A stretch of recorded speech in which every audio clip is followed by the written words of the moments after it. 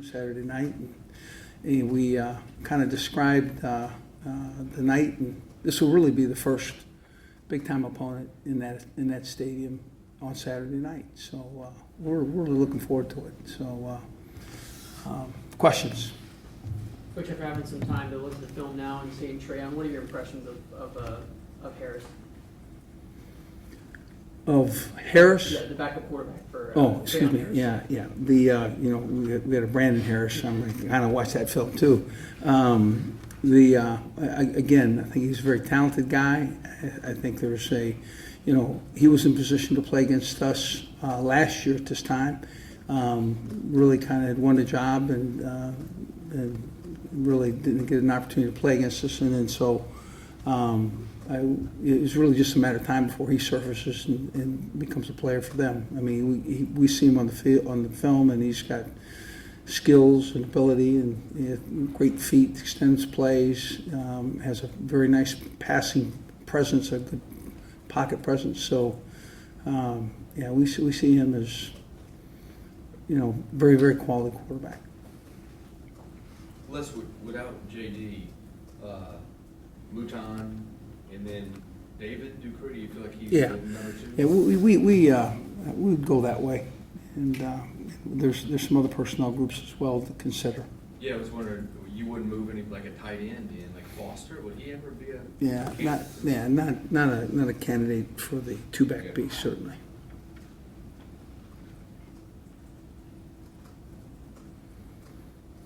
What about Tony Upchurch? Tony Upchurch is working, but not currently at fullback.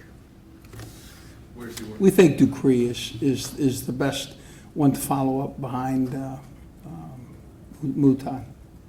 Where's Tony working now? Wide receiver, and we kind of really think special teams are going to be a real match for him as well. Could we expect any changes on special teams this week, Coach? I think we'll play better. I think we've coached it hard and very aggressively this week, and I think our guys are committed to change and improvement. So I would have to think we play better. For the personnel wise, if you look at some different players, There may be a different lineup. It's not it's not wholesale in any way.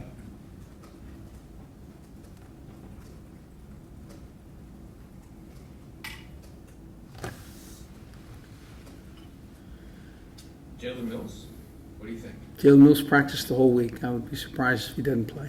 Really? How's he looking out there? He looks pretty good. So the thing is he was never in a cast.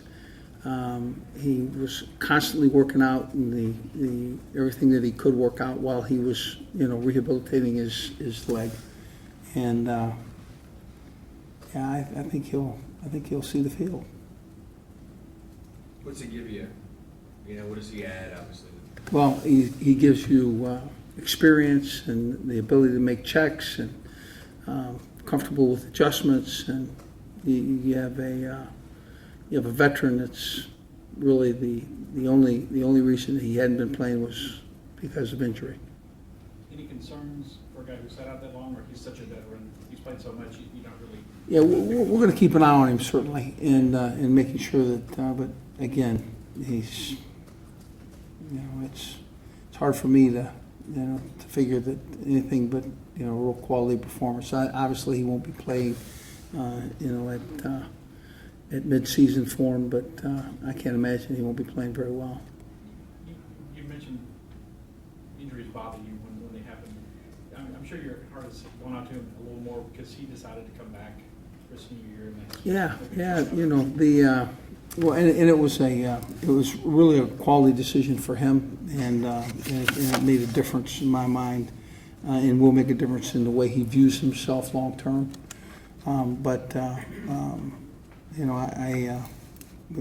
Injuries unfortunate at any time, and certainly when it happens in the last year of your playing eligibility, it's just those games tick by and you don't get them back. What was the reaction when you heard about Coach Spurrier stepping down? Yeah, I always enjoyed Coach Spurrier. I always had certainly was very competitive, won his share of championships, great player. But the thing I liked about him is he always kept a sense of humor, and always, there was a jab in there for you if you listen long enough. And I thought he made college football a little richer for his presence. Did you ever discuss that fake field goal with him? Did he ever say No, anything no, about heck, that? heck, no. Just He didn't joking want to talk around? about that. I didn't ask him the tricks that he threw against us in the stadium just the other day. So, no, there's no reason for that, I wouldn't think. Have you seen the replay of his reaction when that fake field goal happened? He kind of looked over toward you and he kind of gave you a little smirk. And I was saying, Yeah, I didn't see it that way. I thought that there was I don't think he looked over at me. I think basically he was thinking, daggone it, wish I hadn't had that one. So, but I didn't take it personally in any way. how does Jalen coming back affect everybody else in the secondary? Oh, they're excited. Yeah, they like him. He's a leader, and he's been. The great thing about Jalen is he never lost his presence with the team. A lot of guys get injured and they, they're not around. They're rehabilitated. They're, class. And Jalen is class and rehabilitation in these meetings, and he's involved. But he would come in where we would have expected him, like at the nickel. Is that something you overwork? He a nickel or the safety. Yeah. When the guys spend like half a season already and they kind of get into routines of what they're doing, I mean, how big of a concern is disrupting continuity with a guy coming back in, even if it's a guy as good as Jalen? Well, I think he kind of instituted the regiment. I mean, I think I don't think it'll interrupt any of the continuity. I think I think guys would look forward to playing with him because they recognize the communications is very clean. McElwain's the third Florida coach you've gone against.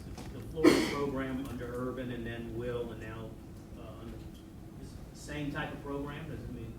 Oh, absolutely. They have, in my opinion, a first-class recruiting class every year, and their skill base is just very talented. And then whether it's offensive line or defensive line, or secondary or running backs or special teams, they're going to be as talented as any, and certainly will make for a great and very interesting Saturday night. Coach, what's your thoughts on Leonard being on the cover of Sports Illustrated? I think that's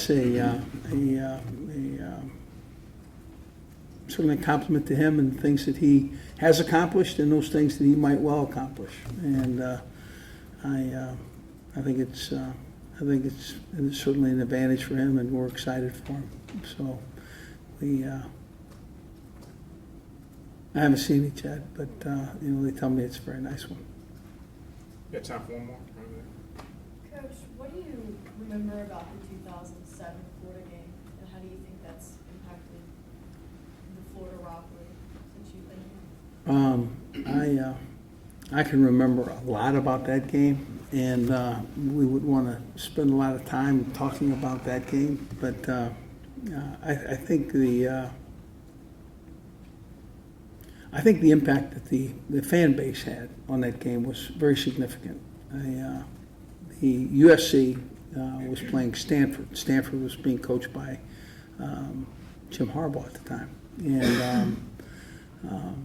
and USC was the number one team in the country, and we had trailed in that game by 10 points 4 different times, and we were driving the ball to what would be take the lead. And we were not yet at midfield. I think maybe we may have just made midfield when they made the announcement that Stanford had in fact beaten USC and there would be a new number one.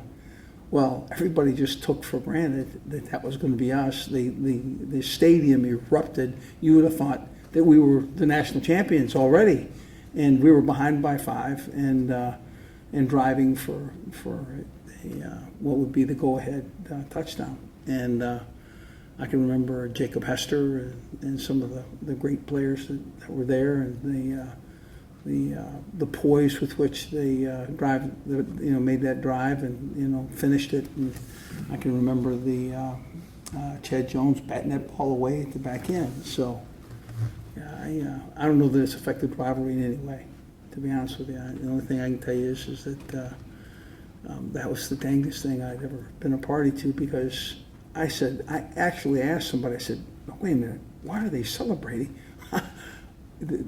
We haven't taken the lead yet, and it made a difference. It really did. There was some juice and some energy in that stadium that these Tigers feed off of.